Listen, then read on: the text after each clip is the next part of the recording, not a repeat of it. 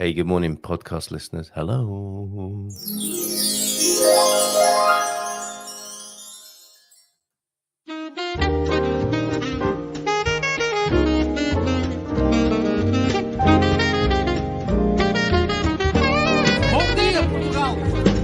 In Portugal, there's a YouTube show full of fun facts you need to know. Carl rings the bell and the members show to the GMP morning show.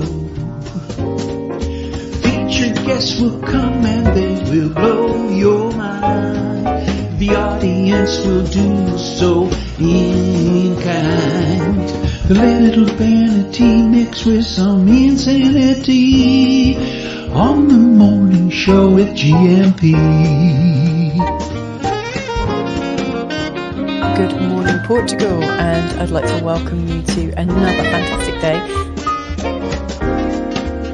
Hey, Gumpers.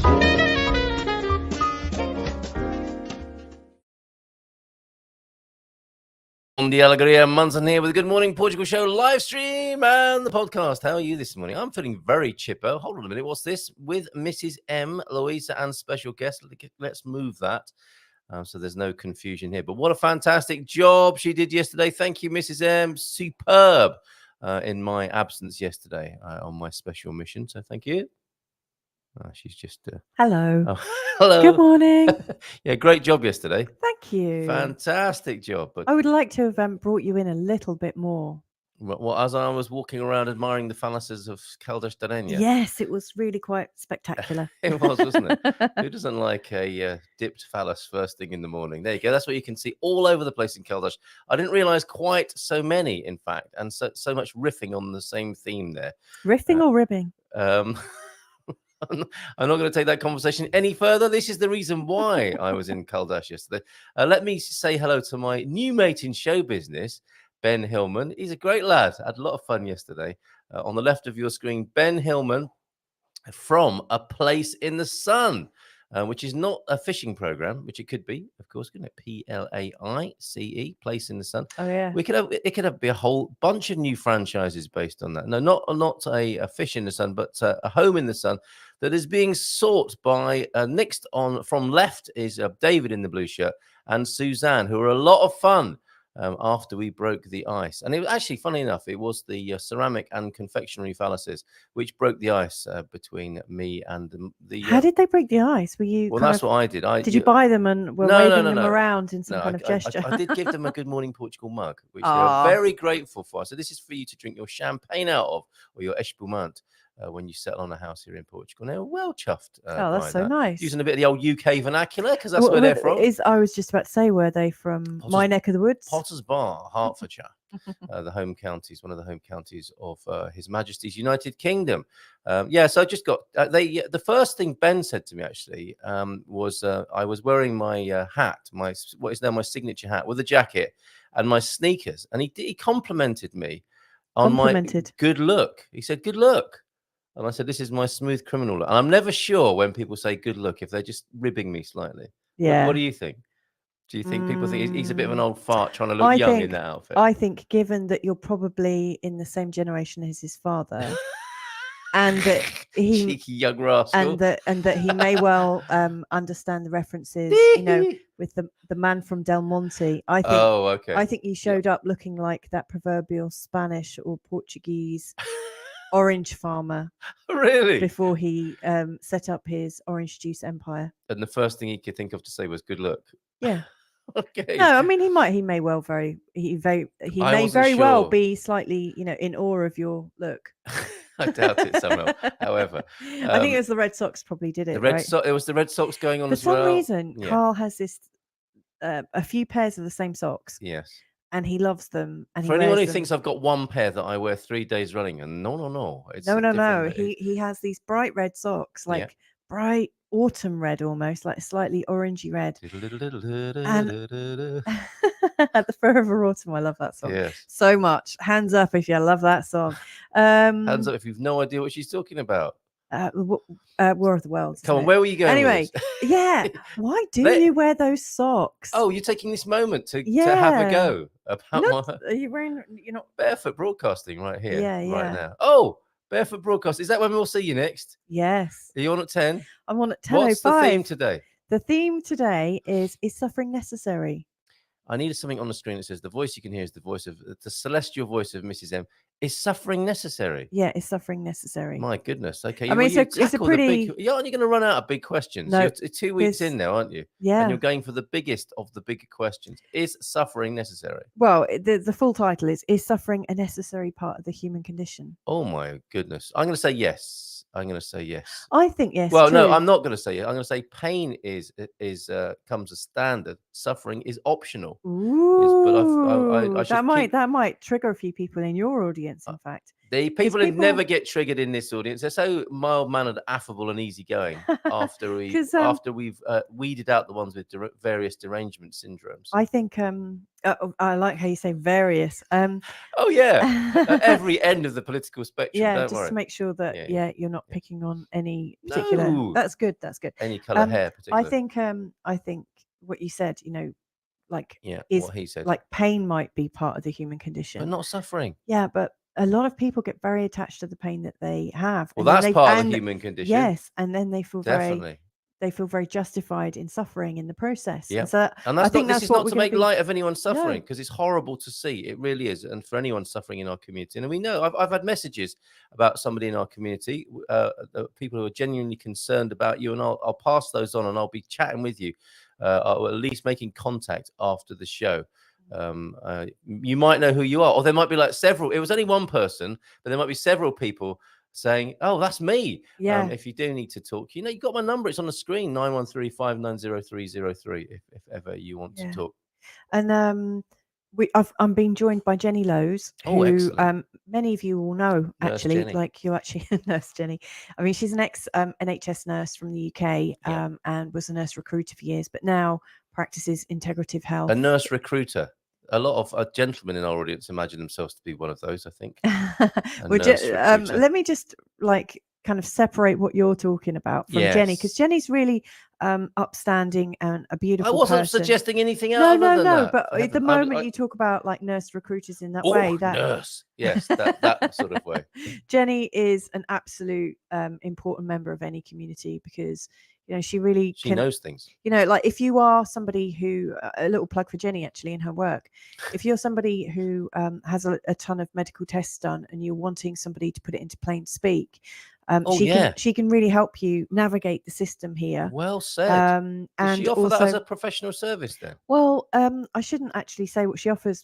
Not because there's something bad about it, but because I'm not exactly familiar. Don't know, do we? I don't exactly know, but I know people that have used Jenny, and I know that she's just a call away. If ever I've got something that I would absolutely trust her completely. So, if you've got an issue, she will let you know what tests you need, help you get them run, and then she'll help you interpret them. Yes. And then help you work on some kind of integrative health plan that isn't necessarily going to be based on taking a lot of medications, which is, the standard route that most people see. Should be looking at your lifestyle and other holistic. Very holistic, all round. Yeah. And she also works in a partnership called the Barefoot Healers, funnily enough, doing healing. Something in the air, is there not? Yes, it's not just the smell of bare feet. No. So we've got Jenny on the show who can see suffering from the human condition from a very physical perspective, but also has lived quite a full life herself. So I'm pretty sure it's not without some suffering along the way.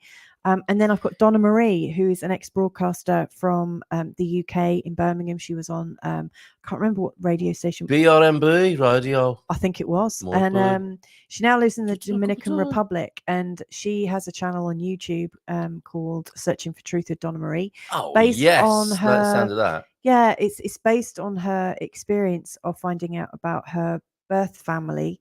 She's adopted, and she helps people make sense of their journey. So she's come across lots of people. That's really profound, isn't it? Yeah, I mean, it's that whole. Well, talk about suffering. I mean, that can be the first. I mean, the most profound sense of betrayal, can't it? If you were adopted, yes. If you have that as the first thing that happened to you in your life, that must take some managing, approaching, getting, people have obviously have to go about it in their own way, but that's quite the card to be dealt, isn't it? Yeah, absolutely. And all the lies and things that might go along with that. I mean, she always knew she was adopted because she was adopted into a different racial family, so it was obviously, it was obvious from word go. But she helps people work through their own feelings, and also helps them with the research of it. All right, well, don't take up all of my show talking about your show this morning. No, but it's a really good show. And if you feel in any way like an orphan, as many expats do, there's yes, that's quite the analogy, isn't it? Yeah, we often feel like we've been cut off from our roots, and we often experience a certain level of suffering, even if we can't quite put our finger on it. Sometimes there's that existential feeling of just change and whatnot. Thank you just very join much. Join us at 10:05. Who doesn't like to can't quite put your finger on it first thing in the morning? Thank you very much, Mrs. M. See you at 10. I'm going to be chipping into that one. I want to sit and do my work, and then she has these interesting people on the show, and I can't help but jump on the show as well. Thank you very much. Okay, talking of betrayal, I think we're talking about and pain and suffering. We're talking about those sort of matters with the Ancient Mariner. Ancient Mariner, cheers, Mr. M. Ancient Mariner, we actually did this as a dad joke the other day, but you know how it is with dad jokes. Even 2 days apart, we can do them again. I'm so that the marrow of the bones of a dad joke can be sucked out and enjoyed one more time. I'm confident that someone must surely have pointed out this conundrum by now. Yes, it was T-Dog 2 days ago. But back in ancient times, we lived in empires and were ruled by emperors. Later on, we lived in kingdoms and were ruled by kings. And nowadays, we live in countries and we're ruled by politicians. Very good. Thank you for that. If it's good enough to say once, it's good enough to say 2 or 3 times a week. Bon dia, Carl and Gumpers. And thank you, Ancient Mariner, for your erudite correspondence. I'm sorry you're not taking me up on my offer, and I do understand why. But you are a very learned gentleman, and it's a delight to hear your insights. Oh, hold on, go on. And he can tell a good dad joke or two. Yeah, sorry, dad joke. His dad jokes are brilliant. Yes, they were very good yesterday, weren't they? Bon dia, Colin Gumpers, from a dry blue sky, Belfast, 11 to 13 degrees today. Looking nice will be shorts, sandals, and T-shirt weather. Nice one, Deagle. And overnight, you had 10 mils of rain. Nighttime rain, good rain, anytime. Sorry, hold on a minute. Nighttime rain, good. Rain, daytime, rain, bad, rain. Okay, I think we get the gist of that. Coach Turner, bon dia, Gumpers. Feliz Quinta. I'd just like to say that I live in the United Kingdom, but I'm ruled by a bunch of... Yes, okay. Very good. Agreeing with you there, Ancient Mariner, is Coach Turner. No matter how strong your bones are, and who doesn't like a strong bone first thing in the morning? There's always a risk of... Mrs. M, you're so naughty, giggling away in the corner there. No matter how strong your bones are, there's always a risk of breaks if you have a fall. In the US, of those over 75 that break their hip, less than 50% last more than a year. That is, I was going to say a staggering statistic. That's not the right choice of words on this occasion, but that's awful, isn't it? To hear that prognosis. Wow, yeah. So having good strength and balance is really important. Damn right. The single best exercise to achieve that is step ups. So, okay, step up, everybody. Ideally, you should step onto a surface so that your thigh is horizontal. Good Lord, that is quite the stretch, is it not? In a gym, there's normally a selection of boxes for this purpose. Are they not for putting your stuff in? Or is that a different selection of boxes? But I use a couple of steps, build up to 3 sets of 10. Be careful doing that as well. You don't want to be breaking anything. Build up. That'll be a great irony, wouldn't it? Build up to 3 sets of 10. Why is it? Why are all these reps 3 sets of 10, generally speaking, coach? I'm getting into this world now. Then you can, and I was advising my son on doing 3 sets of 10 on the outdoor gym the other day. Yeah, like I knew what I was talking about. Then you can begin adding weight to help rebuild more muscle mass. So you can get your dumbbells up as well, so to speak, and be taking that thigh high. There's an absolute fly attack going on this morning. It's the time of year. These drunken, angry flies, they're like late holiday makers in Southern Europe from the UK. They're drunk, they're having sex, they're just basically a symbol of a debauched society right here in the studio right now. It's good having your voice off there, Mrs. M, just giggling occasionally. Okay, then you can begin. Don't be swearing under your breath. because your mic is live. It's hot right now. That's great. Thank you very much. So if you can do some steps and get that thigh horizontal or as close as you can, that's going to help you with your balance and stability. Bon dia, Greek birds from T-Duck. Deep thought. Immortality is a byproduct of good work. Yes, Mel Brooks. I mean, he's actually, it seems to be immortal physically as well, doesn't he? 96 or whatever age we found out he was the other day, but making his way to 100, that's for sure. And yeah, legacy, isn't it? Legacy equals, or I suppose, immortality. And I was going to say, yeah, if it's good work you leave behind, but I mean, there are the infamous as well, aren't there, who leave their work to be remembered for centuries and millennia for the bad things they did too. And a kind of immortality. 3 of Brooks's films are ranked in the, of course, that one is in there, in the American Film Institute's list of the top 100 comedies of the, I'm giggling already, just remembering that. I mean, is there more than one good scene in Blazing Saddles? I only really remember that one, the 20th century. Blazing Saddles at number 6, The Producers at 11, and Young Frankenstein at number 13.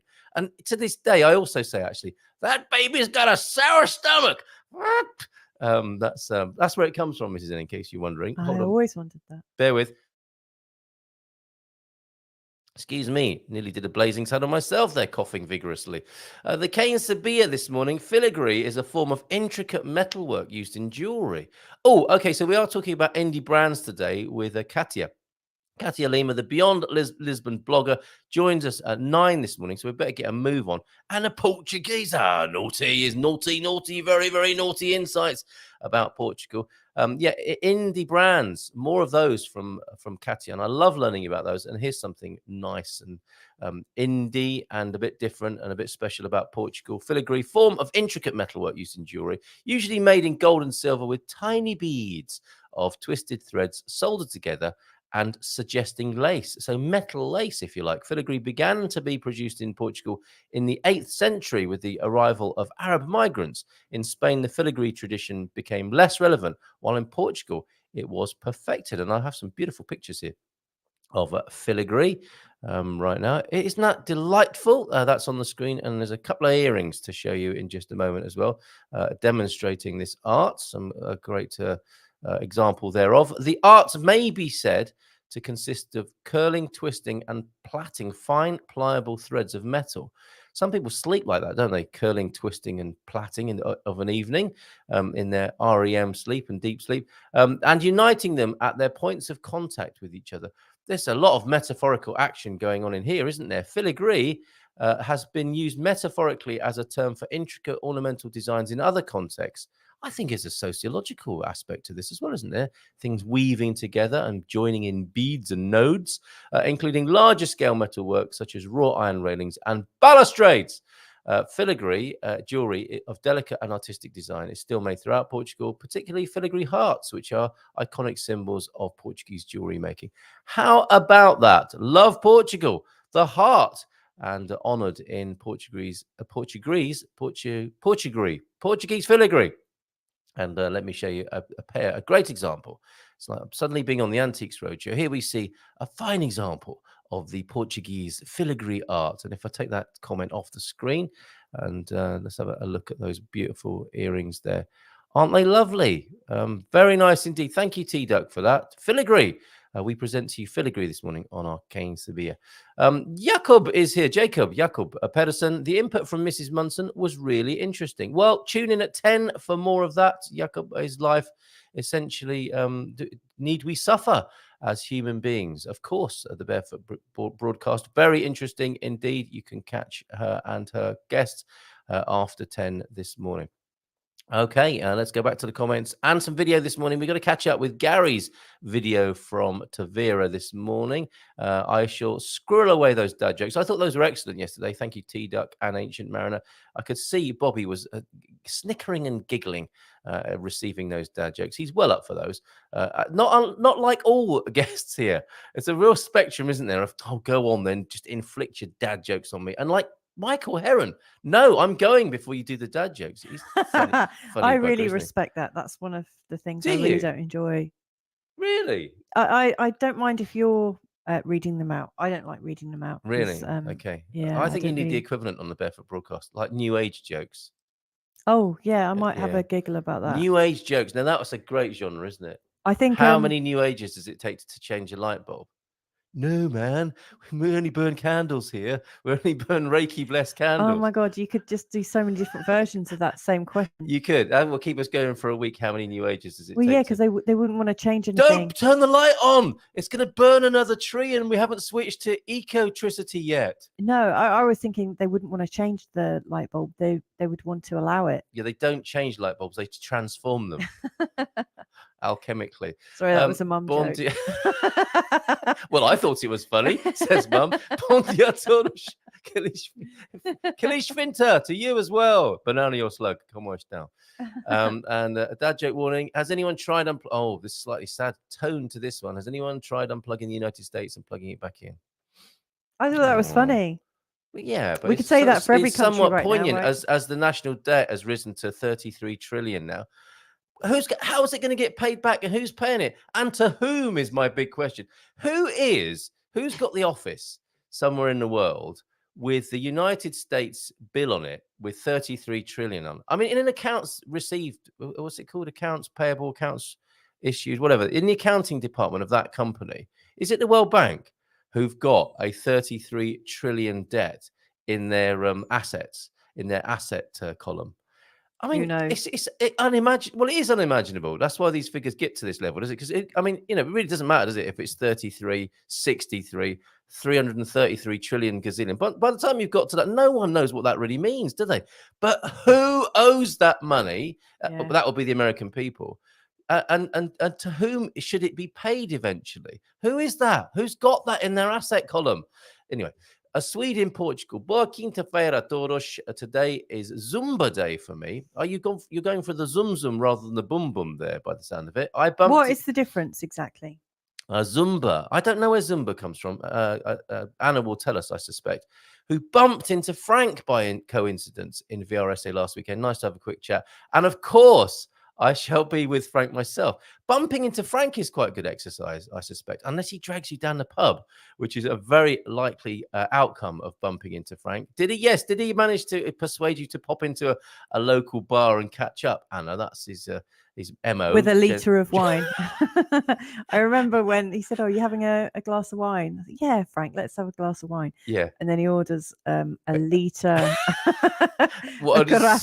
Scolds the waiter for bringing 2 glasses. No. Garrafa. Well, I have got a picture of me and Frank. We're going to be together with other Gumpers, I think, on the 30th of September. We're going to Pete's. This is Pete Wilton Davies, who is, of course, the creator of our first Good Morning Picture. Hold on, sorry. We've got the arrival of guests. We've got all sorts going on here. I've got videos to play. Pete Wilton Davies was the creator of the first Good Morning Portugal theme sequence, the opening sequence with the whistling. I've got too many pictures on the screen now. And that's largely due to Cátia, who's arrived behind the scenes, who sent me 3,000 pictures to show you this morning, and all of which I'm delighted to share because they're fantastic. And I'm trying to load the picture of Frank and I, as I imagine ourselves to be when we head to this beer festival that is being... Oh, yeah, that's why I mentioned Pete Wilton Davies. Where's this flipping picture gone? Now, here it is. Okay, so I imagine me and Pete as like a pair of American football pundits, and there we are. We'll be at Castanheira de Pera on the 30th of September. Who else is coming along to that? It's going to be a lot of fun. I think it's going to be quite sort of blokey and bantery, and that's not in any way to exclude any ladies who might want to come to this Cerveja na Aldeia, which will be happening on the 30th of September, as I said, in Castanheira de Pera. Says Frank, so smooth, so yeasty. I don't think he actually said that. I used a little bit of poetic meme making license there. But that could be, I don't think that's what he said. That could be he might say so smooth, not so yeasty. I don't know if he would my actually response say to that is yes, not unlike yourself, Frank. Cheers. So what's next? I think he might say it's lively. Yes. It's bubbly, vivacious. So no, I don't think he'd say vivacious. Smooth and bubbly. That's fine. I think he'd say it's cheeky. Smooth and cheeky. I like that, Mrs. M. So come join us. That is going to be a lot of fun. You're not coming to that one, are you, Mrs. M? No, I'm babysitting. I am kids, off so the chain, so to speak. Like you're on the chain. Well, no, I don't. Okay. I don't mean that in a bad way. Because you're really not actually that extreme, are you? I'm not. Okay. There are good morning. You're making it sound like you're going to live it up, but I don't think you've actually. I'm a lightweight, and we know this, don't we? No, I don't think you're a lightweight, but I don't think you're that extreme when it comes to having fun. And this is important now. You nearly broke the show yesterday, didn't you, with all that buffering business? What do you mean? How did I do that? I don't know how that happened, but who doesn't like a good buffering first thing in the morning? Okay, a few more comments. We've got to say hi to Jacob. The input from Mrs. Munson was really interesting, and that's a hello from Denmark this morning. Fantastic. It's nice to know we've reached there. That's lovely. Ancient Mariner, whereabouts in Spain? Is he in Spain already? Do you know what? I really liked what you shared about the Ancient Mariner. I would like to add that. Let's get his attention. Ancient Mariner, stop. Ancient Mariner, get your hand off the tiller for a moment, if that's not going to cause. I really appreciate the deep thought and introspection and also reflection that you put to life. He's as deep as those waters of which he sails upon, isn't he? Yeah, I just really, I see you. Even though I've never met you, I've never actually seen you, but there's something about you that really speaks to me. Yeah, actually, because you actually do speak to us. You drop us messages, but there's something about your inquiring mind that I deeply respect, and I really thank you for it. There you go. Bon dia todos from Bob as well this morning. Great advice, Coach Tim. I've been doing step-ups for over a year now. Had a nasty fall with one leg dropping into a bottomless hole while chasing an escaped dog. That sounds like you've been eating the wrong sort of mushrooms, quite frankly. Sounds a bit Bob. Benny Hill, doesn't it? One leg dropping into a bottomless hole. I mean, does that happen in real life? Sounds like and chasing an escaped dog. Oh, I see. He couldn't touch the bottom of that hole rather than it went on forever like Alice in Wonderland. Do you know what? I found a playing card with Alice on the back of it and the 7 of diamonds this morning. Oh, you didn't tell me Alice was on the back of it. Yeah. That might have a different meaning. I am fighting with a recalcitrant sale this morning. So tuning in and out of today. I hope you heard our feedback. So tuning in and out today during today's show, as I'll be traveling to Spain early tomorrow. I'll take this opportunity to wish you all a happy weekend. Very good. So Bob was had only lightly skinned knees, and severely jammed right shoulder. On the mend, and Gus, the escaped dog, naughty Gus, is secured. Zumba is a fitness program that involves cardio and Latin-inspired dance. Ooh, not unlike my love life, I would like to say. Not cheesy, cheeky. That's my love style as well, isn't it? Cardio combined with Latin-inspired dance rhythms. Would you care to comment? Who are you loving? You hadn't noticed. I met Frank in a supermarket, so no local bar hanging. Thank you for that. Do you know what I would say? Your love style is yacht rock. Smooth and smooth jazz. Smooth jazz. Okay, yeah. No, I'll take that. Maybe a bit like that beer, a bit smooth and slightly comical. Is that what you're saying? I was going to say smooth and slightly creamy, which sounds a bit gross. Oh, come on. You can't change a light bulb. Talking of how many new ages it takes to change a light bulb. I'd love to hear everyone's answers about that. You can't. Well, here's one. Stephen Wells, always with a great gag. He's just waiting there, and he picks his right moment. Here he is with a Scorpio-like incisive burst of humor. You can't change a light bulb. It can only change itself. There you go. A quick video, and then we'll go to Cátia. Right, now Gary in Tavira, a new member of our community here, has been sending beautiful videos of Tavira. This is a good one because it's in the market, and it will give us a nice lead up to what Cátia is telling us about. This is indie Portugal, everybody. I think this is the right video.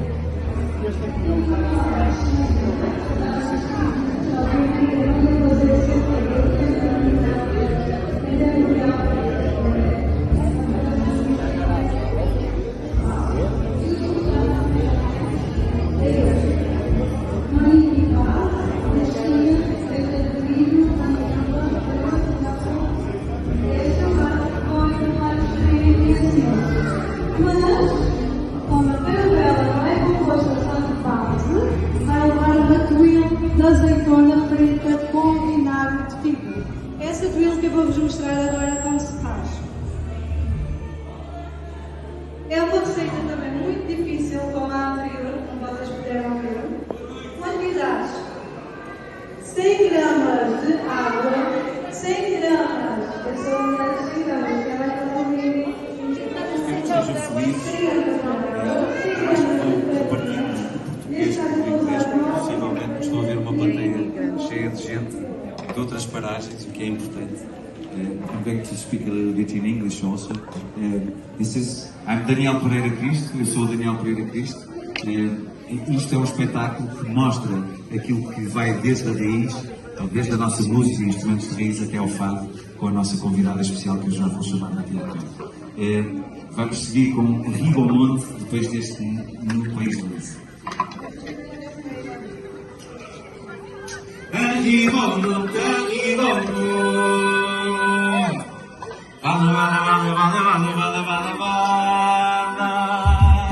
Santo Antônio leva o mundo, Santo Antônio leva o gato, Santo Antônio leva a mim.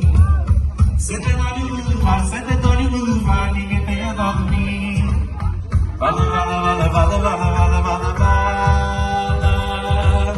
Bala, bala, bala, bala, bala, bala, bala. Gary, thank you so much for that. What a lovely, that must be Tavira Market, and a beautiful intro. We've got a band on for you to warm up for you today, Cátia. Cátia Lima, everybody! Hey! What? Forgot Sorry. Your opening gesture is fantastic, Cátia. How are you today? Tudo bem? Como estás? I'm okay, thanks. In a different setting today, decoration by Didi. That's beautiful. Trying something Thank different today. Very good, very good. Well, it's great to see you. That was either Tavira Market or a special exhibition of Portuguese produce. There were some beautiful things there, weren't there? Some great music at the end. Cheers for that, Gary. And so much beautiful produce. I noticed there was a bio-organic producer there with lots of beautiful vegetables and something called Granny's Flavor. And I can only guess what that might be. And maybe an expat business down there in the Algarve called Granny's Flavor. Which sounds very reassuring and comforting. You are bringing with you this morning some wonderful indie Portuguese brands. Now, what sparked this off? Have you been on tour, Cátia? Kinda. I was on holiday. It's not just brands. I'm going to talk about actually a couple of brands, one shop, and a couple of restaurants and a pub. But they're all small. Yes. Yeah. Now, I think when I saved them, they might have got a bit jumbled up. So is it okay if I kind of step through and you respond to the pictures? Or is that not going to work? They're supposed to be numbered, I think. Oh. At least I number them. Well, I've got numbers next to them here. You might want to describe them to me as well, because the first number, for example, is 3779 07441 underscore 3041 757 988 71 535 underscore. Is that the first one you wanted?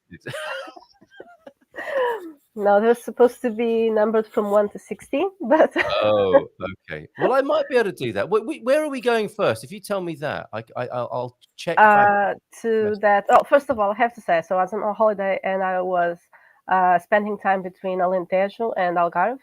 Beautiful. So, excellent. yeah. Yeah. Okay. So the first one would that be your favorite holiday? The one with the shop front. Okay. Yeah. All right. Let's go to the shop front and wish us good luck with this. Yes. Check me out. This might be in the right order, as it turns out. Then this is fantastic. Okay. Yeah. All right. Now, you've spoken of this place before, haven't you? Is this a friend of yours or just a favorite place? A favorite place, and the thing is, I got the heads up about the place from a friend of mine who lives there in Silves. Oh, okay. And she told me about the shop. Yeah, in Silves. And she told me about the shop. I went there last year, and this year I went back there again to ask a lot of questions and take some photos and just chat a bit with. Oh, thank you. With chatting a bit with Alexandra, the owner of the shop. And I have to say, if you're in Silves or anywhere around there in the area, do go to this shop, because one of the greatest things, or one of the great things about them, is that they don't just sell the products. They actually know a lot about the product. Yeah, great. And so I was chatting a bit with Alexandra. That's outside. You see some piripiris there. You do. Yes. Yeah.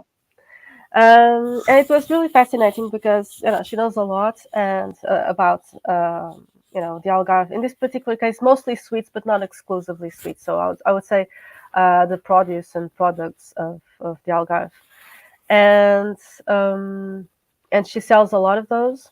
Yeah. And let me just. There should be doçaria sort of means sweets of the south, doesn't it, or sweet things of the south? Okay. Yeah. The city is like yes. Oh, you must have seen that in shops. I'm guessing that. Well, I have. I don't think I've ever seen such a vibrant display. I mean, these are incredible, aren't we? We're seeing figs there and kind of pasta tubes and radishes and beets and turnips. They're just amazing, aren't they? And peppers. So, are these made in the shop, or are these sourced from around the Algarve area and brought into one place? As far as I know, she has her own, people she works with. Who she knows personally, and this is called doce fino. Yeah. And for example, according to what Alexandra told me, the first registers that we know of doce fino go back to the 13th century. Although at the time it was made in a different way, without sugar, of course, but with honey. But it still had that almond base because that's a sort of marzipan. Yeah, that's what I was going to ask, what they taste of. So you've got a marzipan sort of icing vibe going on here, haven't you? Yeah. Okay. And then there's stuffed with egg, of course, because Portugal. And that's something called bolo morgado. Okay. That's basically like a nuclear bomb in terms of calories, but it's amazingly tasty. And is that marzipan again? Because when I was looking at some of these, okay, but it's been in some of these. We'll see later on. Have got seeds in, haven't they? Like a seed ball. Yeah, that's it. Which is really nice. Okay, that's superb. Do you want to say any more about these particular confectionaries? That's made with basically an almond paste. Like I said, it's kind of a marzipan. And almonds are one of the products from the Algarve, along with figs and carob. Although carob, that's a different story because today we see carob associated a lot with Algarve and sweets, but up until not long ago, carob was something that was only fed to animals. So and even today you'll find some of the older people there in the Algarve, they're not so old, saying carob. No, I'm not a horse, and I'm not going to eat carob. So, but people have adapted. This is one of the amazing things about yet another amazing thing about Portugal. I think it's the biggest producer of carob in the world. Yeah, and I was finding some stats as you were speaking there. Portugal, largest producer of carob, followed by Italy and Morocco. In the Mediterranean basin, extended to the southern Atlantic coast of Portugal and the Atlantic northwestern Moroccan coast. Carob pods were often used as animal feed and in times of famine. Now, having tried carob in a health food store as an alternative to chocolate, I can understand why people do give it to animals. However, I suspect treated properly, carob can be amazing, and that's what it's about, isn't it? It's about how to respect and use the ingredient, and not substitute necessarily. It's not just that; it's that comparison of carob tastes like chocolate. It doesn't. It's like saying like Aveiro is like the Portuguese Venice. Aveiro is Aveiro, Venice is Venice, right? Right. So, yes. I'll let you say that, not me. Don't go trying carob thinking that it tastes like chocolate or that it's like a healthier alternative to chocolate. Carob is a really bad thing. You'll put children off carob for life. Yes. Things like that. So when it tastes good, when it's understood and treated properly, what do you have a favorite carob speciality or dish or anything like that? Actually, like I like it as a drink. Oh, okay. Yeah, you can also find it with those coffee substitutes. Sort of drink, yes. Caro with chicory.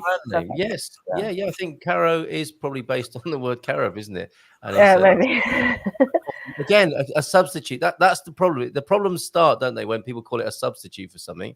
The reason why coffee is the #1 drink of its kind is because it's coffee. And the reason why chocolate is so loved is because it's chocolate and it's lovely. And then when you say, here's an alternative or a substitute, like bacon, here you go. Here's a plant-based bacon. There's not many. Just call it a plant-based breakfast item. Yeah. The other day I saw something like carrot bacon. No, it's not carrot. Bacon is bacon. Carrots are carrots. Carrot bacon. No, I can understand.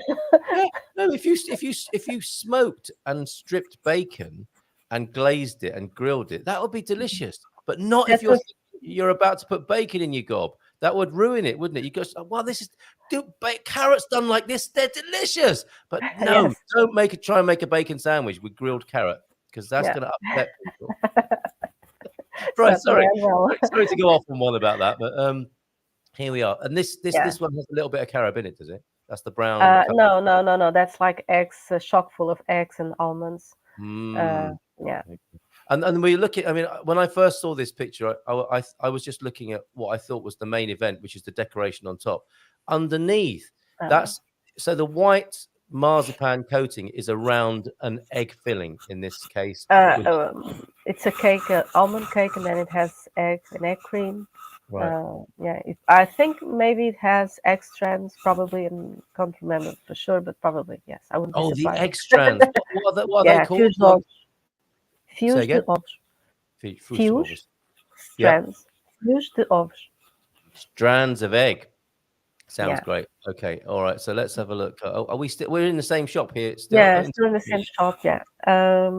She has some of the shelves, or probably all of the shelves there inside the shop, organized by items. And then here you see one that's only dedicated to orange-based products. Oranges, are famous in Algarve, especially in Silves. Silves is one of the places associated with orange, and she has a few drinks there. One of them, if I'm not mistaken, was actually a beer. And then you have one with an orange label. I'll be talking about that because they did concerning another photo, because someone came up with the idea of mixing medronho. Yes. Medronho, but with with other things to turn it into a kind of not soft drink, but a kind of fizzy drink, lighter, with less alcohol. So it's kind of a diluted medronho, and then with added flavoring. They had with orange, lemon, and red fruits, if I remember, and some fizz there. So it's this is amazing, because this is the cutting edge of Portuguese culture, isn't it? Where these things are being reinterpreted and reinvented. And I would love to go to my local bar where the old guys are there, who have a glass of wine and an aguardente sometimes, and have them sample the Madronia product that you're talking about. And just to see the look on their faces, I'm sure they'd be game and they would do it. But Madronia to an old guy is going to be a liqueur, basically, isn't it? And a strong, hard liquor. So this is an amazing thing that's going on in Portugal with these reinterpretations. Did you want to say any more about what's on that shelf there? I like the look of the almond-studded creatures as well. There's some almond action going on there, isn't there? Yeah. And that was lavender, of course. Yeah, and the shelf. Preserves, possibly. Yeah, and I think one of those shelves was dedicated to carob. They even make carob milk, beverage. Yeah, that makes sense. Yeah, that makes a lot of sense, as well as a plant milk. Yeah, I can see that. What a lovely store. So if you're in Silves, that's the place to check out and grab a load of things to bring back and enjoy. Because they do a good mix of traditional things like that one and the sweets, along with those drinks like the Madronia mixed drink. Well, so that's something, that's supposed, the photo isn't very good, I'm sorry. That's supposed to be a hedgehog. I noticed that. At first I thought it was like a seed ball studded with almost like strands of cheese. And I thought I'd eat that. And I thought, I can't eat that. It's a little, I thought it was a little mouse. And then, of course, it's a hedgehog, isn't it? The spikes. Yeah. And funnily enough, I saw a huge hedgehog here in Portugal the other day. Oh. The dogs were curious, but it doesn't take long for a cat or a dog to lose its interest in a hedgehog after it gets a spike in the hooter. But that's beautiful. The little eyes there, that's lovely, isn't it? And I guess when kids see these, they want to eat them, don't they? Is this a sort of flavor that a child would like, or is it more of a grown-up taste? Well, it depends on the child. That's made with figs. That's why you have those seeds there. That's made with figs, dried figs. Yeah, okay. My kids would eat And that. then and then it has other flavorings like lemon peel.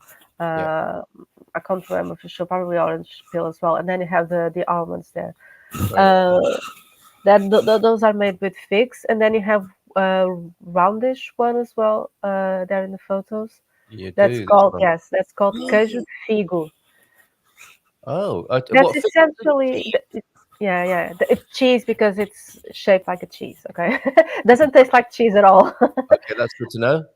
Yeah, and the thing that I find the most interesting, or one of the things I find the most interesting, is that this sort of thing, like this queijo de figo, that's basically the same kind of dough that's used to make the hedgehog as well. They're basically, if you look at them by today's standards, they're vegan, gluten-free, and sugar-free. Well, not sugar-free, but they could be.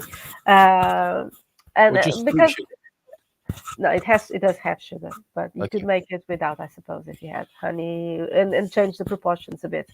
But my point is, it's like today we'd call that an energetic seed ball, snack. Yeah, something like that. It's something that's traditional. It used to be made. Alexandra told me this. It used to be made before. Today the people make it special above all to sell. But it used to be made as a sort of thank you. For example, if you wanted to give them to a doctor or to your neighbor who helped take care of your kids when they were ill, etc., people would make this. And the roundish ones, queijo de figo, they're usually made in May. And they keep for a long time, obviously. Preserved, so the figs would have been preserved by that point, wouldn't they? I've got a quick favor to ask you, Cátia. Your headset, I think, is scraping on your desk in front of you. So I either need you to keep very still or just hold it away from you a little bit. That's great, yeah, because as you're moving, it's scraping a little bit, and we're getting a little bit. No, not at all. You're not to know. Okay, so the queijo de figo. This sounds great, and yeah, it's interesting. I mean, how lovely to go into a shop and hear the backstory of these products and context. And who knew the nuns who made these back in the day, presumably, would not have been thinking vegan. No, not nuns. Not nuns. This is the ones that I showed you first. That you showed first with the marzipan. Those are kind of conventional. Okay, conventional, yeah. Okay. The ones made with fig. No. They're like a poor man's. Grandma makes these at home, does she? Yeah. Okay, sounds great. But Grandma wouldn't have been thinking, "I am developing the ultimate vegan snack here." They would just be thinking, "I'm making something with love here to show our." And not just that, it was a way of preserving figs as well, which are abundant in the south. And in fact, she told me that, for example, there was, and we have written records of this, which is how we know it.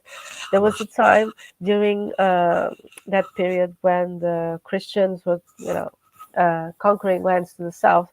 There was a period of time when the Moors actually, no, it does not need dilution, when the Moors actually asked for a truce so they could harvest all the figs and process them. And as far as I know, that truce was granted. So this only proves how important figs have been in the region. Let's get a bit of feedback from a good feedback, not sonic feedback from the people who are watching this morning. Victoria's in. Victoria, I'll show your videos tomorrow. Thank you to Gary for today's video of Tavira. There's still more to come from Gary and more to come from Victoria tomorrow, who loves a bit of Zumba. Cátia, James, pleased to see you and loving your Portuguese songs of the night. Very good. If you're lucky enough to be a friend of Cátia's on Facebook, you'll be treated with a meme in the morning and a song in the evening. She's great. Ancient Mariner, Faken. Yeah, Faken Bacon. That's right. Coffee is good for you. They did a 40-year study. I don't know how they kept awake during that. Oh, they drank coffee. And on average, coffee coffee drinkers live 2 years longer. Wow. Was that funded by Nescafe there, Pete, or who was behind that? I wonder. But that is, I mean, it's amazing, isn't it? That person can truly say their life's work was a coffee study. And I wonder if I owe they my life to coffee. yes, they can say that on truly, can't they?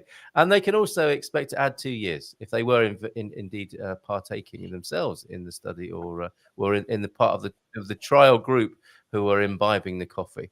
Why replace wonderful coffee that prolongs your life with something that looks turdy?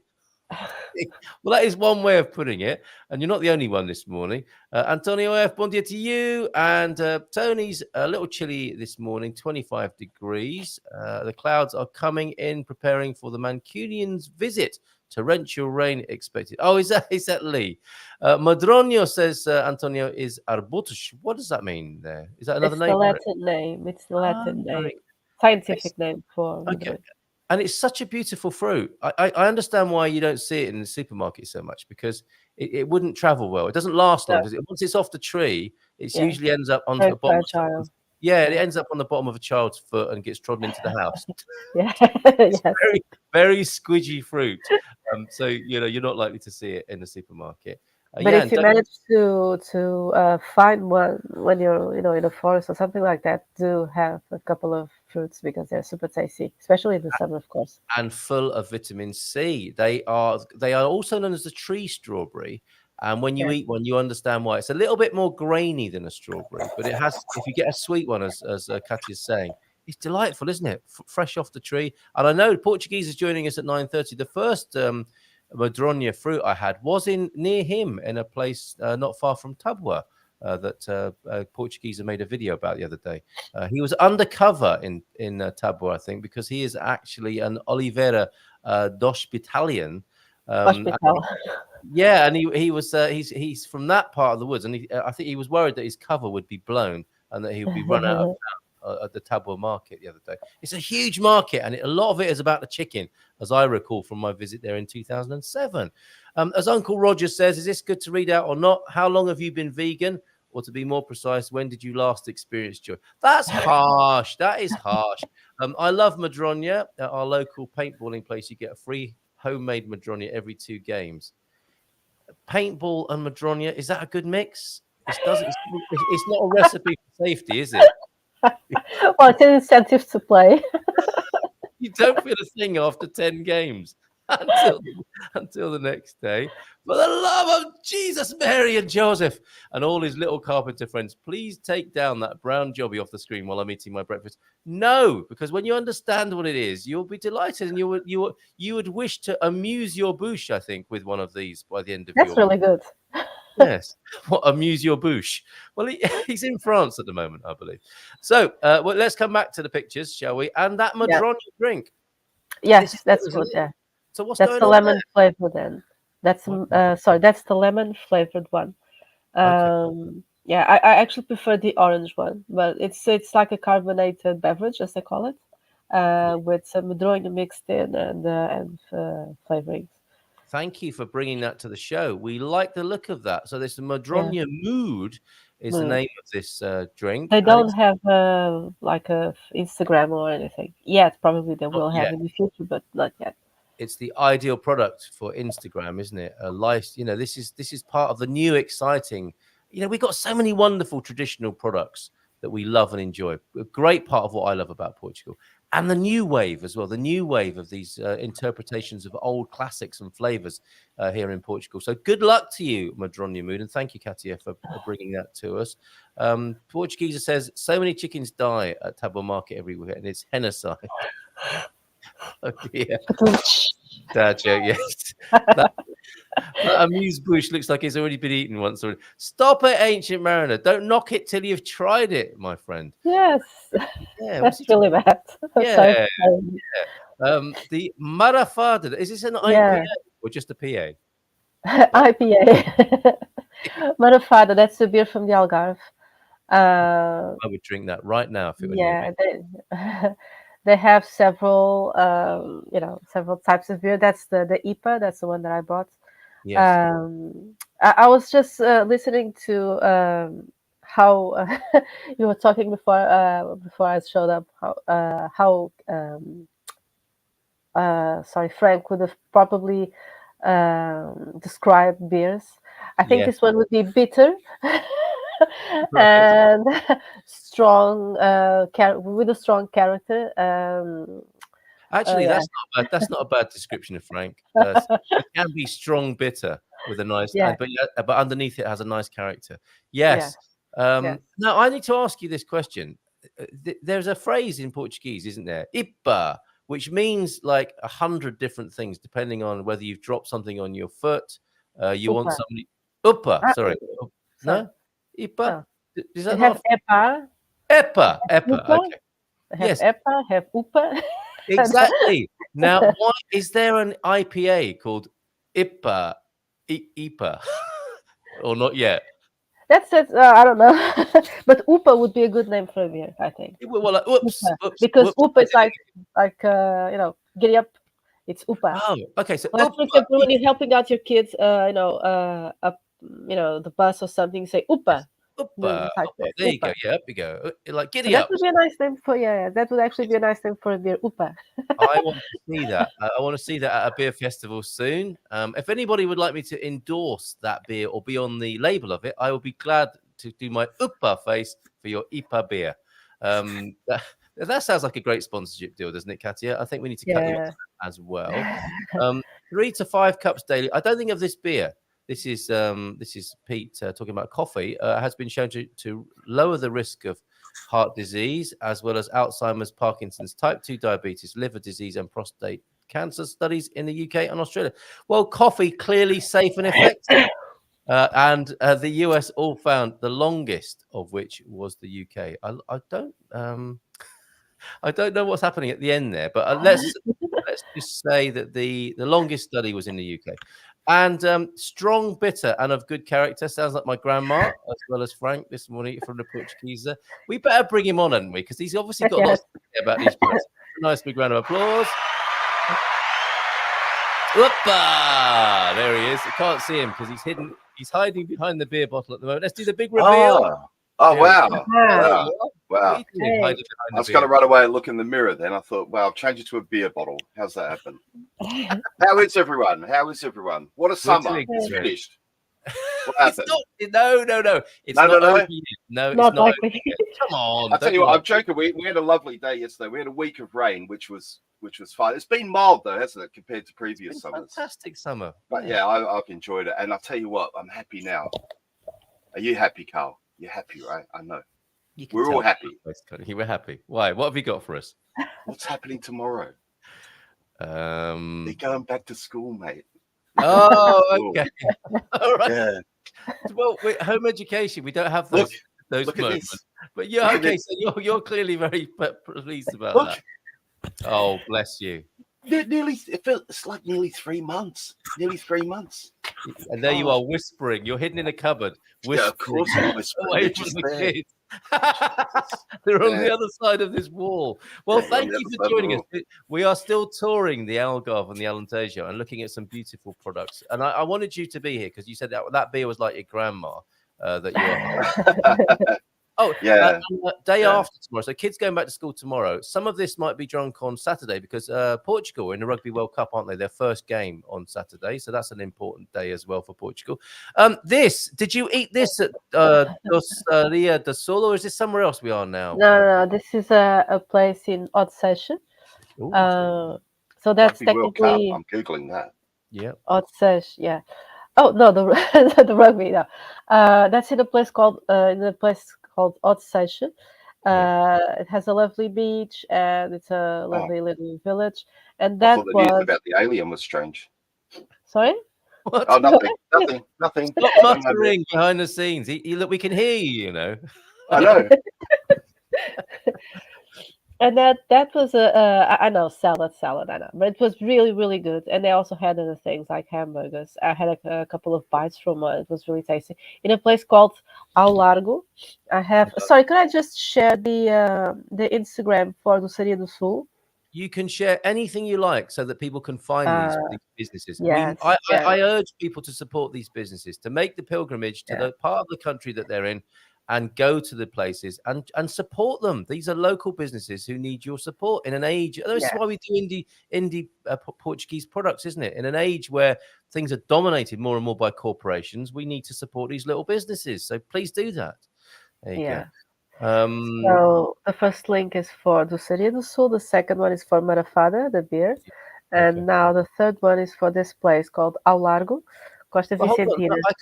I can't let you say salad is salad. That isn't it. It was so tasty, so tasty. Yeah. You can tell that the person who's behind, who's in that kitchen really knows their flavors and how to They put give things a together. proverbial, don't they? Yes. But I want to And they know have a good mix of things. Yeah, sorry. what's in there. You had dates, lettuce. You had roasted vegetables, goat's Broccoli, I cheese. think. No, that was pesto. That was not mixed in. Okay. Yeah, sesame Well, it looks seeds. fantastic. Yeah, it had a really nice mix of flavors. But like I said, it also had other things. I had like the hamburgers, for example. And it was a really, really nice place in a little plaza, like in Old Station. Well, an English salad is a bit of old lettuce and some sliced tomatoes. So, yeah. Remember the old days? We're impressed. Well, I'll go back to the old days. Yeah. But a tomato cut in half and then a massive spring onion drumstick in there for some reason. Oh, you were lucky. He was posh, Carl was. He was posh. with a drumstick onion. I mean, it's that I would eat that again right now with that beer that you showed us.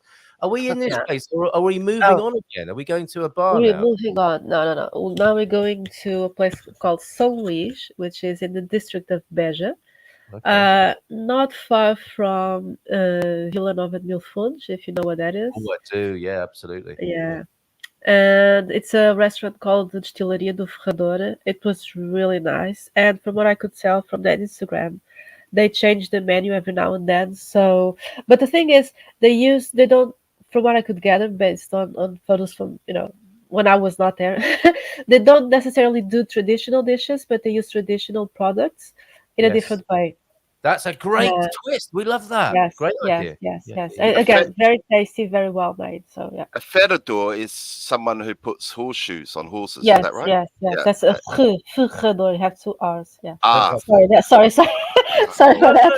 No, quite right. Yeah. No, do it again. Do it again, Tony. Ferrador. Very good. Good. Yeah, like Ferrador. Yeah.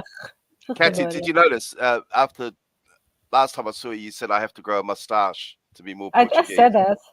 So I'm good effort. It's on its way. It's not bad. Well, I have to say about mustaches. I have to say, a couple of years ago, I was in central Portugal, and there was some. I was going to a place like a waterfall, and there was some works going on the road, and I wasn't sure if the road ahead was okay to drive. And there was the guy outside his car. He looked so Portuguese, with the mustache. Although I did think he was a bit too young to be sporting a mustache, but with the like mustache and with the t-shirt and a bit bald and just a bit of a tan, and he looked so Portuguese. So I asked him, if the road ahead was okay, and he said, "No, it's okay, perfectly good to drive. It's okay." And I could tell he was English, but he spoke so his Portuguese was so good. But he had a bit of an accent, but his Portuguese was so good. I was like, but isn't that funny, Cátia? You say that because I think about if someone said, "What does the typical Englishman look like?" and people will show this tall guy with a top hat and this and nobody looks. I think it's the same with this typical Portuguese guy because in our village we've got like 1 or 2, but they're not typical, are they? Because actually they're 1 in 100. But everybody knows what we mean. It's this. A very particular look and a very particular massive mustache and yes. Or the old guys. I like it. The guy I was talking about before who would be drinking the Madronia. I love that sort of photo fit Portuguese old guy, often wearing jeans with a belt, either above his belly or below his belly. And a button-up shirt tucked in, right? A button-up shirt tucked in, which looks especially good when he's got his jeans over his belly with a belt on. So because he's pulled his trousers up, his denims, his socks are showing a little bit, and he's got some sensible, like shoes that you could wear in the garden as well as to the right? Yeah. And he'll have a hat, I mean, a check shirt from the market, Yeah. a check shirt from the market, and a hat of some sort for sure. And he's probably got a bit of stubble, if not some grown facial hair going on there. And I love that guy. I want to look like That's my parents' generation. Yeah. I love those. We got a few in our village. They're fantastic, and they're always awesome, friendly people as well.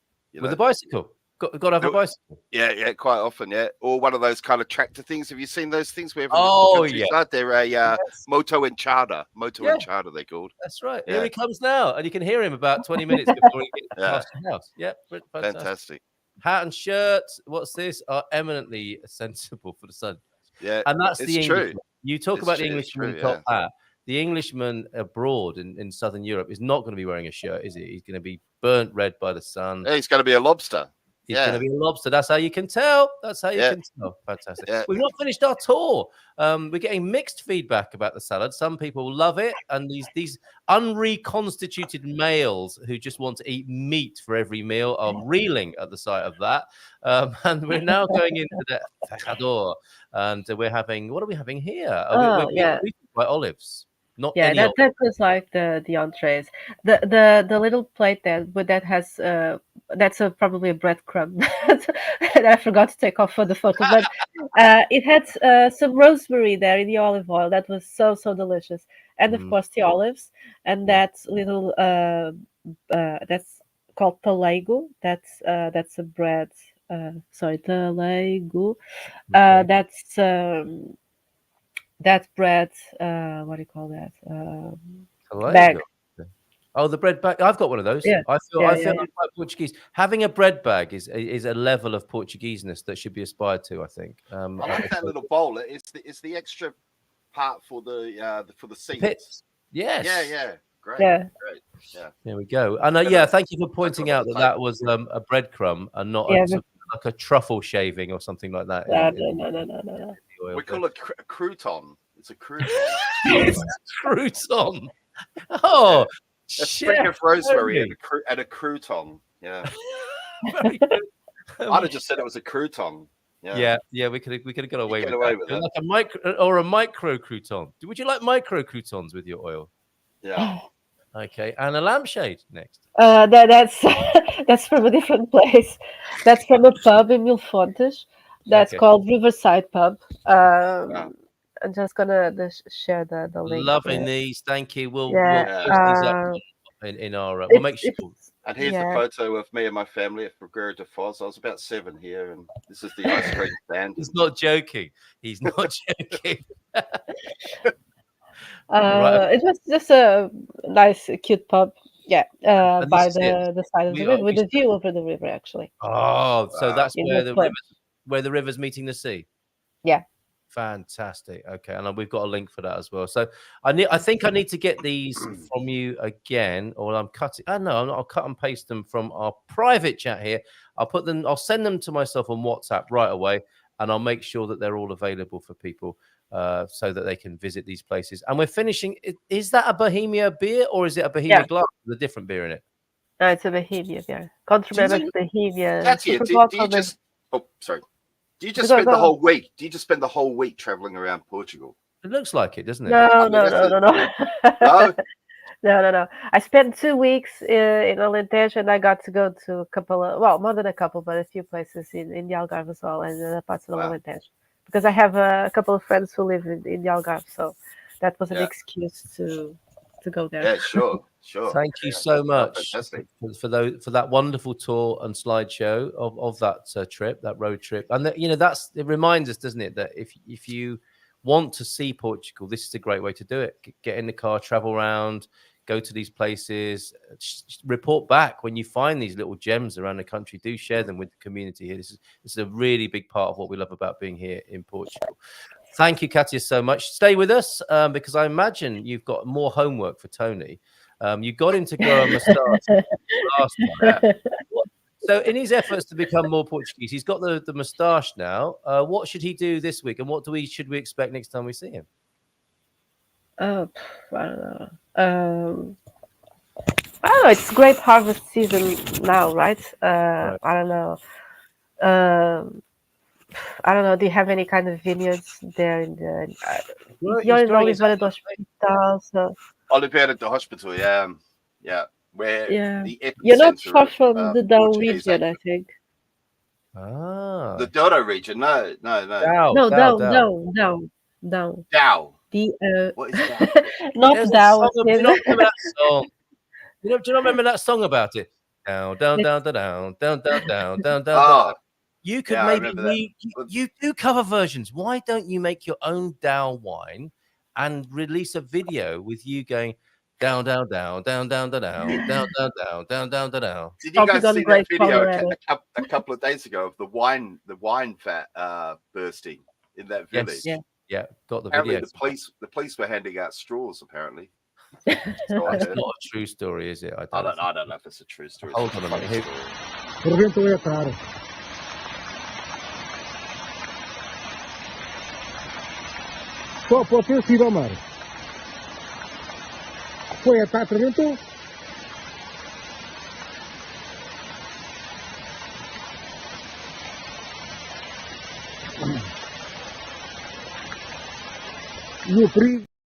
The rivers will flow red, or It's funny that the person who's talking, he says, obviously this was filmed just as it was happening, so before we knew what it was.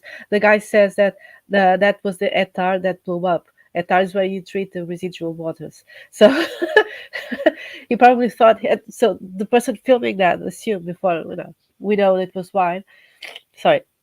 The guy assumed that was the residual water treatment center that had just blown up.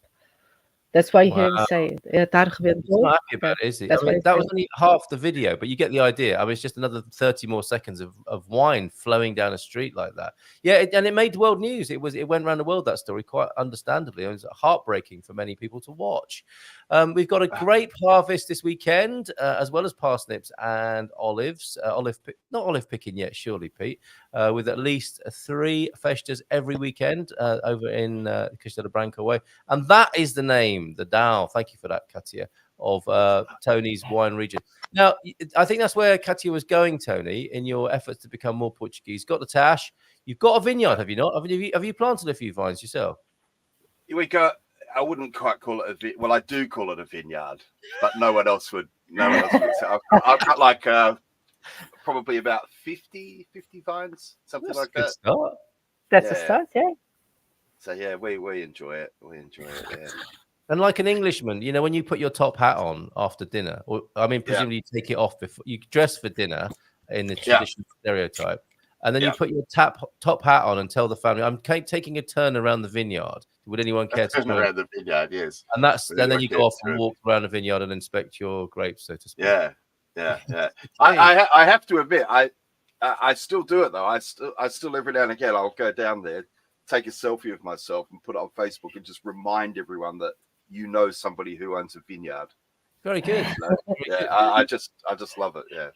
And not only that, Tony, but look, it says here, subscribe to me on YouTube, The Portuguese. Have you got a YouTube channel as well as a vineyard? I've got a YouTube channel as well as a vineyard. How's it going, mate? I know, because I noticed you're becoming quite prolific on YouTube. You're really going for it. So tell us more about it and how it's going. Well, it's keeping me busy. Me busy. So I'm just trying to have some fun. I mean, as usual, I'm trying to be a bit of a contrarian and just sort of nothing against the 100 greatest things and the all these kind of lists, but I like to just stir it up a bit, But recently, I've been. You saw the video where I went to Tabua, and I did. I really enjoyed it. People won't know this, but Tabua and Oliveira have got a kind of a. It's a little bit like the French and the English, Yeah. Because each town has got something that the other one doesn't, So I went there and made a video about that, and so yeah, just making videos about living in Portugal, life in Portugal, what people can expect, and from the comments, and it seems as though also when I look at the analytics, like the back end of YouTube, actually. Many people from Portugal are tuning in. When I first started, it was mostly American people, which I didn't expect, but many people from Portugal and a lot of people in the comments are Portuguese people. Yeah. And most people are agreeing with me. And I mean, of course, maybe people who are disagreeing with me aren't commenting. I don't know, but I'm getting a lot of support from Portuguese people who are agreeing with what I say. So they're taking it for the fun in which it's intended. Yeah, I get that, and you do, of course, get the occasional. Well, this bloke should just go home as well, don't Yeah. you? Because I think the joke is sometimes missed, isn't it? That your tongue is in your cheek while you're wandering about making the videos. Yeah. Well, I could go home, you know. Someone said, I am home. You know, I'm here in Oliveira Hospital. I'm at home. Yes, right. Someone said when you're a guest somewhere, you don't insult the curtains and the sofa. I noticed that comment. Now, this is an interesting theme. And while I agree with it on one level, you know, that it's poor form, isn't it, from a British gentleman, you might say, to sit down in someone's house, look at the curtains and say, my God, they're ghastly. You know, you probably wouldn't do that, would you? But then does that exclude you from making any kind of comment about a place in which you are being made a guest? And I would say no. There does come a time, and there is a way, isn't there, of sharing and owning what is true for you without being an insulting and unpleasant individual to have in the home. Yeah. Well, I suppose I feel like, you know, after living here for a few years, I've got a little bit past the guest stage, but that's a different kind of question. But one thing that I do think is a little bit unusual is as an English person, I do feel like there's a double standard a little bit, which is where I think that English people have to accept people continuously insulting their country from abroad and at home. When English people are abroad, we've got to suddenly, like for example, I made an example in one of my videos that I actually am learning Portuguese, and for example, in a couple of weeks I'll start my A2, and I've been putting for months to get that going again. I've already got my A1 certificate, but I can't learn Portuguese in a day. So you know, when I talk about the difficulty of bureaucracy, and people are saying, "Oh, well, you should learn Portuguese," it's like, yeah, I agree, but you know, you're going to have to give me some time, and I am trying. So you know. Oh, but you know what I mean? If you said that, imagine saying that in England. What you should just learn English. Yeah, I mean, you should just learn English. Well, it's one of those things, isn't it, in England now, where somebody would say you're not allowed to say that. You're not allowed to say it. It's got to that, and I do. Yeah. It is a very interesting double standard. I don't know from your point of view. Would you agree with Tony's analysis there that the Brits are fair game for a good bashing, but there is a double standard at work? Oh yes. Okay. Right. And no, it is. You know, I know a couple of or a few English people, some who live here, some who don't, some who spend some part of their time here in Portugal but don't actually live here, you know, year long. And it's really a mixed bag of people. So, and I have to say, most of them don't even like the word expat applied to them. So maybe they're not, you know, representative of a lot of expats right now in Portugal. Yes. But it's like, for example, one of them a few months ago was trying to buy a kitchen appliance secondhand, and he was contacting some people online who were selling what he wanted to buy. And at one point he sends me a message: why do Portuguese people take so long to answer messages? This person, she wanted to, you know, she wanted to sell this to me, and she hasn't replied in 2 days. And I said, I hope you didn't answer. I hope you didn't answer that message straight away. No. I told him, well, you tell me. 2 days later, Cátia replied. No.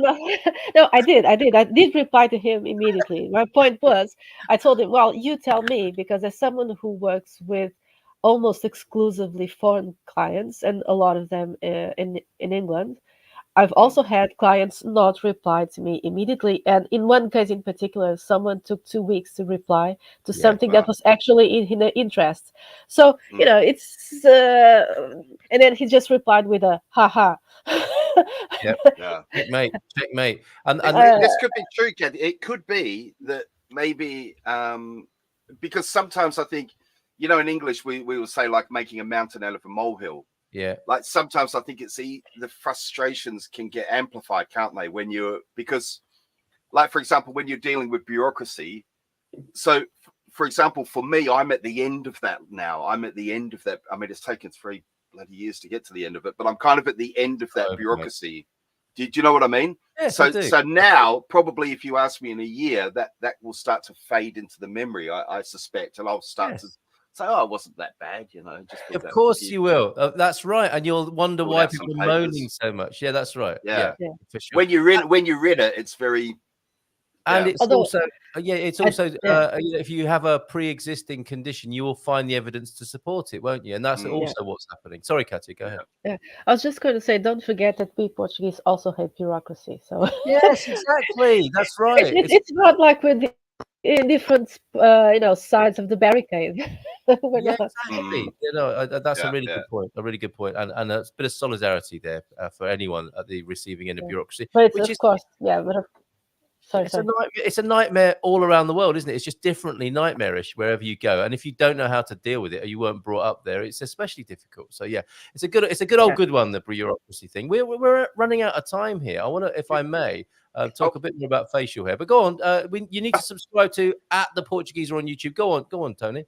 Well, it's just a quick one for Cátia. I was thinking about the all the speed cameras that have just been installed, and I wondered what, from a Portuguese perspective, what's your feeling? I mean, are people speaking about that? Is it an issue that people are speaking about? And what are people's views about the speed cameras? Very interesting. That have just been installed. People are talking about it, but I don't think that the feedback that not the feedback, but what I've been hearing around me is that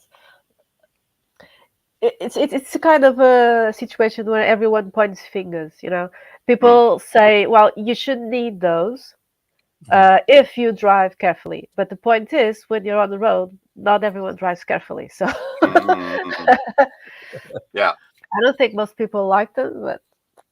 But what I notice a lot, especially in suburban areas, is that when people are driving and they know they're about to drive past one of those radars, everyone just starts slowing down really bad, like 2 kilometers before, and then all of a sudden you think, oh my god, there's an exit. No, it's just the radar.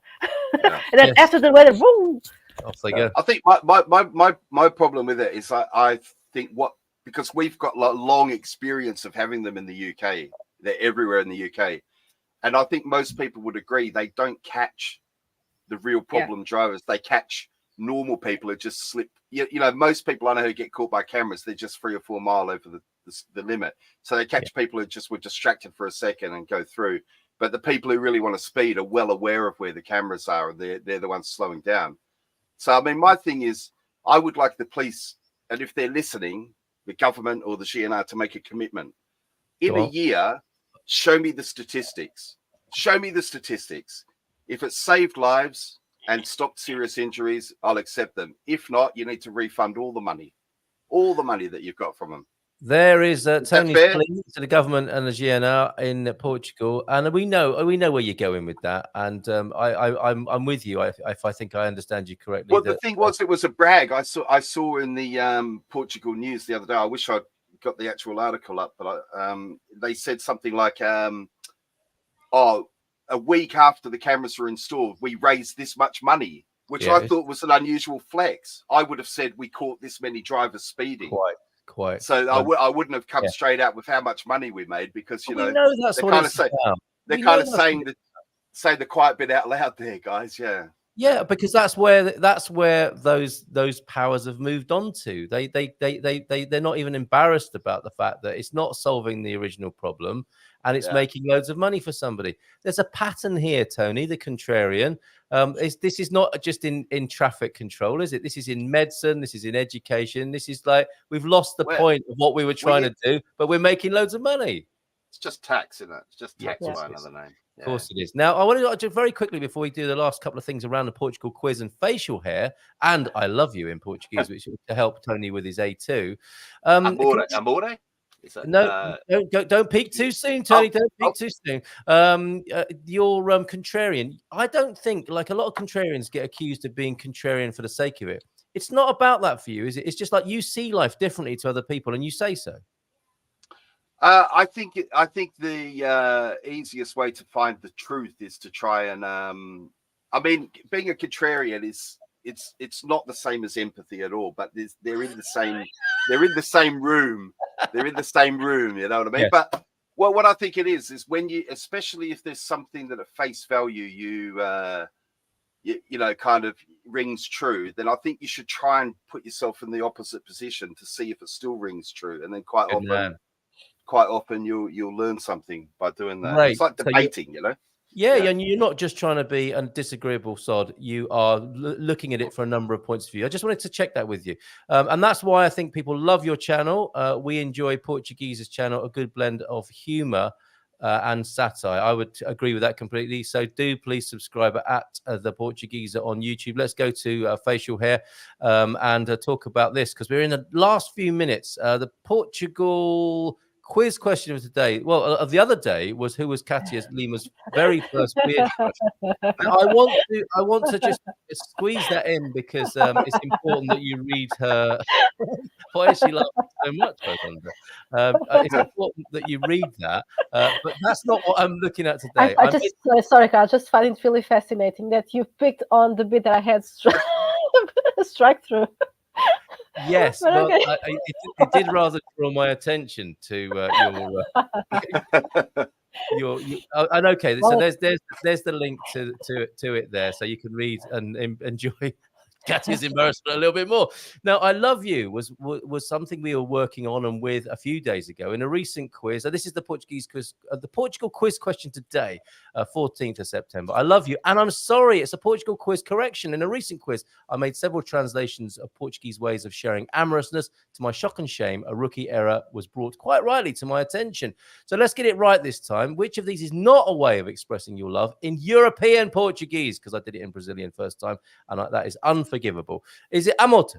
Is it és tudo para mim? Is it não és tu, sou eu? Is it adoro-te? Or is it és o amor da minha vida? Sorry for pronouncing those somewhat awfully, I think, in places, because I heard you take a sharp intake of breath at times there, Cátia. But that is... I think it's amor-te in vida, because doesn't that mean something like you're dead and I'm alive or something? What a beautiful way of putting it. But no, I would not want my partner to whisper that in my ear at a crucial moment. I go to the Portugal quiz question of the day at gmpvip.com. One of those is not a way of saying I love you. And I'm really sorry, Cátia, for doing that. Sarah is leaving tomorrow to go ride the N2. Chaves de Faro probably won't be around much, y'all, but do send a photo from time to time. We've got to go. Thank you, Cátia. That was awesome. Wow. On a motorcycle, Sarah. Bicycle, mate, on a bicycle. Oh, really? Family are doing it. We'd love to see some photos from time to time. Yeah. We got to go. We're going to give you a big round of applause. Subscribe to the blog of Cátia Lima Beyond Lisbon and subscribe to the YouTube channel of The Portugeeza on YouTube. Take care and bye for now, folks. Thank you so much. Bye-bye. Bye-bye, everyone. Ciao, ciao.